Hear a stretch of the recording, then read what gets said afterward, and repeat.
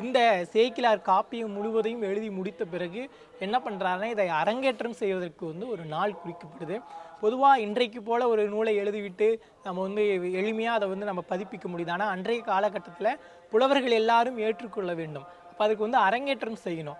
அரங்கேற்றம் செய்யணும்னா இப்போ மன்னன் கிட்ட போய் சொல்கிறாரு, நூல் எழுதி முடிக்கப்பட்டது அப்படின்னு.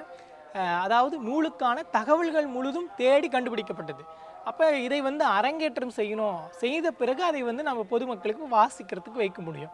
இப்போ மன்னன் கிட்ட சொன்ன உடனேயே மன்னன் என்ன பண்ணுறான், குறித்த நாளில் நம்முடைய தில்லை அம்பலம் இருக்கு இல்லையா, பொன்னம்பலம், அங்கே இந்த பெரிய புராணத்தை அரங்கேற்று செய்ய வேண்டும் அப்படின்னு சொல்லி என்ன பண்ணுறாங்கன்னா நாள் குறிக்கப்படுது.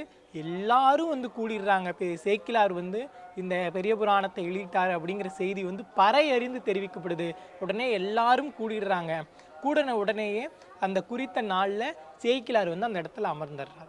இப்போது இந்த பெரிய புராணத்தினுடைய தொடக்கம் எப்படி வந்து கொடுக்கறது அப்படின்னு வந்து சேக்கிலாருக்கு புரியலை. அந்த இடத்துல அவருக்கு வந்து ஒரு மனக்கலக்கம் ஏற்பட்டது. ஏன்னா அவ்வளவு பேர் கூடியிருக்கக்கூடிய அந்த அவை, அந்த மனக்கலக்கத்தில் சிவபெருமானை வேண்டி, நடராஜ பெருமானை வேண்டி ஒரு நிமிடம் கண் மூடுறாரு. உடனே அசரீரி தோன்றுது.